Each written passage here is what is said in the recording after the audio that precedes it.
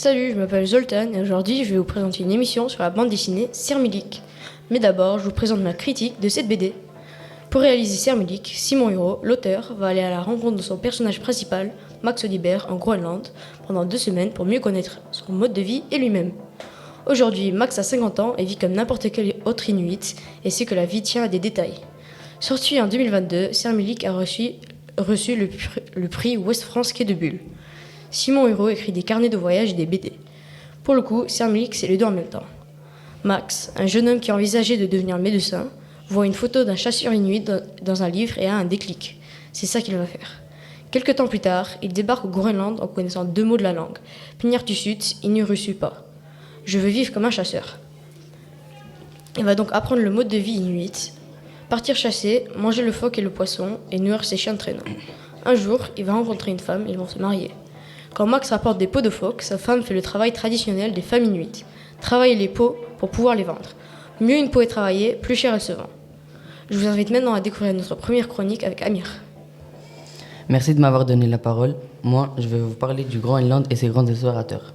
Le Groenland est un pays composé d'une grande partie de neige qui a été découvert par Erik Thorvaldsson suite à son exclusion de la Norvège puis de l'Islande, pour meurtre en 982. Donc je vais vous parler de 3 grands explorateurs qui ont eu des histoires assez intéressantes. Je vais commencer par Fridtjof Nansen. Nansen était un explorateur polaire très connu, qui a essayé de traverser tout le Groenland d'un côté à l'autre, mais que malheureusement, il ne réussira pas sa mission car des difficultés comme la température et d'autres l'ont empêché.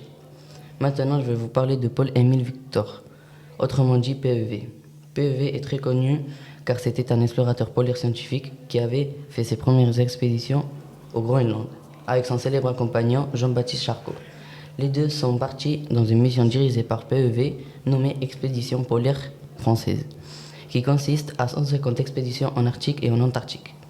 Pour finir, je vais vous parler du célèbre explorateur français Jean-Baptiste Charcot. Charcot était un médecin et explorateur des zones polaires. Il a aussi construit son premier bateau. Il est aussi connu pour avoir exploré une grande partie de la côte est du Groenland et avoir apporté de très nombreux fossiles rares. Il est aussi connu pour avoir participé à la mission de PEV. Avant de m'en aller, je tiens à préciser qu'il y a plus d'explorateurs avec des histoires tout aussi intéressantes. Du coup, là oui, merci de m'avoir écouté.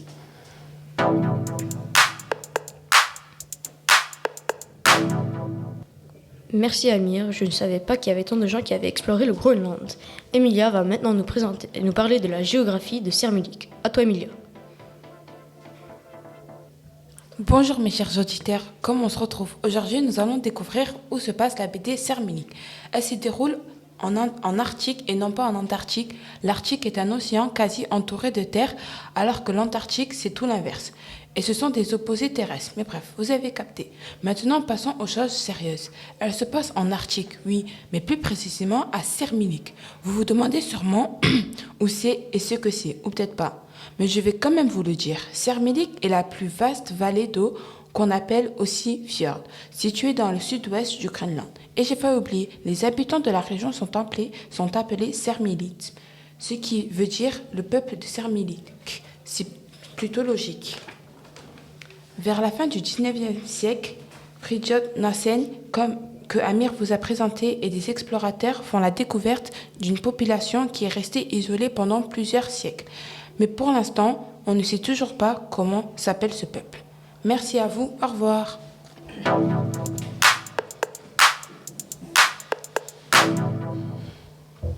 Merci pour ta chronique Emilia. Je laisse maintenant la parole à Dunia qui va nous parler du peuple groenlandais.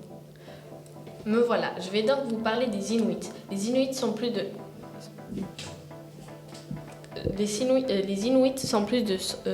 125 000 habitants. Ils sont repartis en 4 territoires différents, l'Alaska, le Canada et le Groenland et la Russie.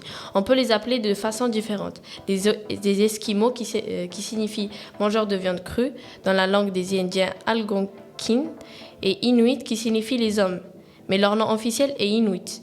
Leur corps est petit, mais ils sont plutôt forts. Leurs mains et pieds sont petits, et leur visage est rond et aplati. Tous ces caractères et tout ce que leur offre la nature les aident à résister au froid. La chasse et la pêche sont la base de leur civilisation. Pour eux, la confrontation avec le monde moderne est difficile, mais les journaux en langue inuite Internet et les moyens techniques comme les motoneiges et les avions leur permettent de construire un avenir. En hiver, ils chassent les phoques, morses et cétacés. Et pendant l'été, ils abattent les caribous, vont pêcher les poissons dans la rivière, attrapent des oiseaux, ramassent des œufs et vont cueillir des baies et des herbes.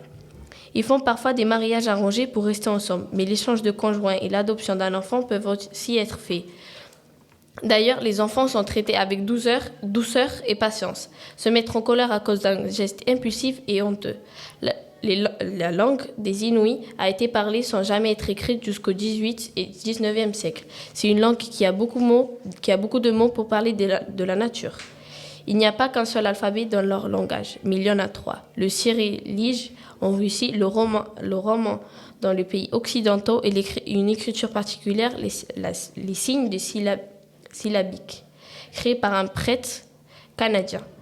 Vous avez peut-être trouvé ça un peu ennuyant, mais bon, c'est quand même une culture très rare et très différente. Merci de m'avoir écouté, à bientôt.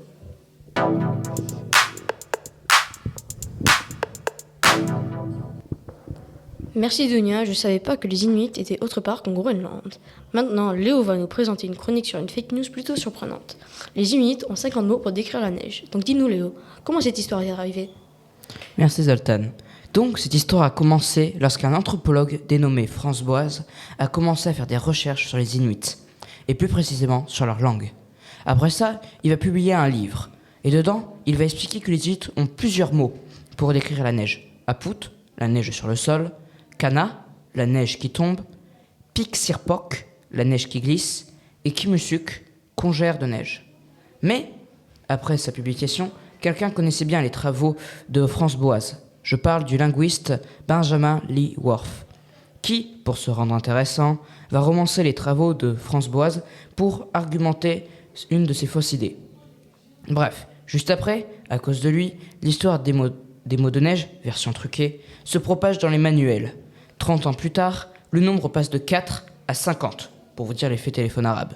Mais le pire, 40 ans plus tard, un journal influent va nous sortir que les Inuits utilisent 100 mots pour décrire la neige. La grosse arnaque qui n'a pas été vérifiée. Mais Léo, au final, combien les Inuits ont-ils de mots pour la neige ? En fait, il est difficile de numérer les mots inuits pour la neige car cette langue est agglutinante. Pour résumer, pour créer un mot, il faut assembler les expressions déjà existantes. Donc, de ce fait, il pourrait y avoir un max de mots pour décrire la neige. Donc, la question serait plutôt combien de racines de mots existent-ils pour la neige ? Mais malheureusement, je n'ai pas la réponse. Donc, si vous continuez d'écouter avec autant de fidélité la radio du collège, la réponse sera vôtre. Et sur ce, à plus.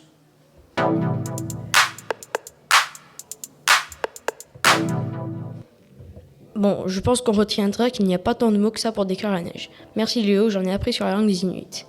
Je vous remercie de nous avoir écoutés. J'espère que ça vous aura plu et que vous aurez appris un peu sur les Inuits et la BD Sirmilik. Maintenant, je vous dis au revoir et à bientôt pour une nouvelle émission.